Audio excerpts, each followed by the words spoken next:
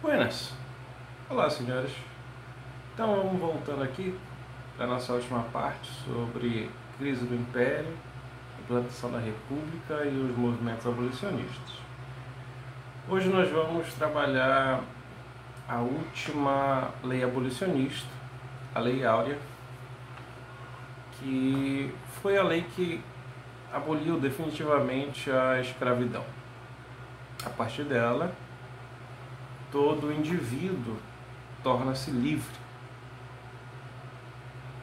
Porém, a gente tem aqui como questão central quais são os impactos que a Lei Áurea vai provocar na vida desse ex-escravo.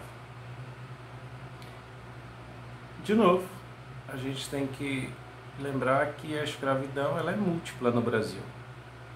Existe a escravidão no campo e existe a escravidão na cidade. Mas, de modo geral, as reações elas podem ser identificadas a partir de 3 momentos. O primeiro movimento é um movimento de continuidade. O que eu quero dizer com isso? Mesmo com a abolição da escravidão, aqueles homens e mulheres escravizados, eles continuaram a servir a seus antigos senhores, nas mesmas condições de trabalho, mantendo as mesmas relações sociais, as mesmas relações trabalhistas. Então, não houve nenhuma mudança prática na vida desse indivíduo. Uma segunda reação possível foi a saída desses libertos para regiões mais afastadas, seja do campo, sejam das cidades, buscando refúgio naquilo que a gente chama de quilombos.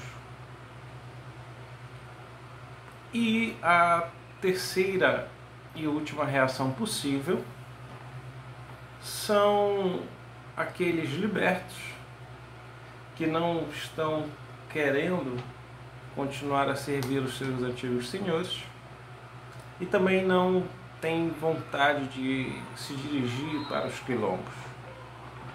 Preferem se manter nas cidades. Tentam vender a sua força de trabalho, porém a mentalidade da época faz com que o indivíduo negro seja visto de modo degradado. A ciência da época afirmava que o homem negro ele era inferior ao homem branco. E isso justificava porque o Brasil era uma nação atrasada. Como houve um grande fluxo de negros africanos para esse lado do Atlântico, o Brasil então ele não conseguiu se desenvolver porque grande parte da sua população era negra, portanto inferior. A parcela significativa da sociedade dominante acredita nessa postura científica e inicia-se um trabalho de branqueamento da sociedade brasileira. Então, aqui, nesse ponto, a gente começa a perceber que existe um racismo estrutural. A mentalidade das pessoas que aqui viviam era de que se eles fossem pagar pelo serviço de alguém, eles pagariam para um branco, nunca para um negro. Então, aquele liberto que ficou na cidade esperando ser contratado ou conseguir algum emprego para o seu sustento, ele vai ver as suas esperanças ruírem. Ele acaba se tornando marginalizado e tem de viver da mendicância, tem de viver de pequenos golpes, o que a gente vai conhecer como malandro. Aplicava golpes em pessoas para poder retirar o seu dinheiro, para poder beber de forma grátis, ou mesmo realizar furtos e assaltos. Nesse ponto,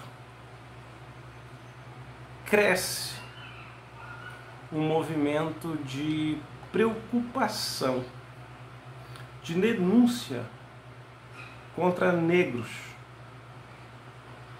somado pelo medo que vai chegar ao Brasil de que houvesse uma revolução haitiana, nos moldes haitianos aqui no Brasil. No Haiti, os negros se revoltaram, tomaram o poder, e esse medo ele chegou até aqui. Então, o liberto que fica na cidade e que pratica essas ações marginais, o golpe, a vadiagem e os próprios furtos, eles acabam sendo denunciados com mais frequência e acabam sendo presos com uma frequência também cada vez maior. Isso começa a incutir no pensamento da sociedade de que preto, pobre, é perigoso.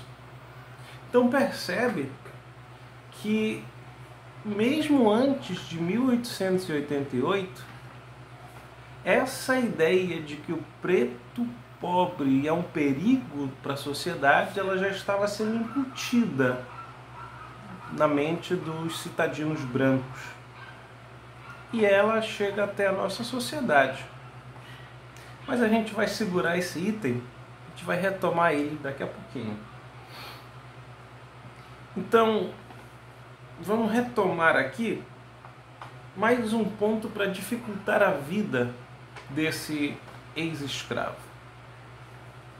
Em 1850, portanto, mais uma vez, antes da Lei Áurea, foi assinada a Lei de Terras. Essa lei, ela vai regulamentar a posse da terra. De que modo? A propriedade, ela só pode ser adquirida através da compra. Isso, de cara, vai excluir toda a parcela negra da sociedade brasileira que era escravizada, que era liberta.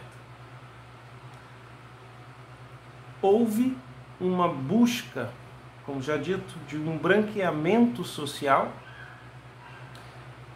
e se começou a importar italianos e alemães para trabalharem no sistema de colonato ou no sistema de parceria.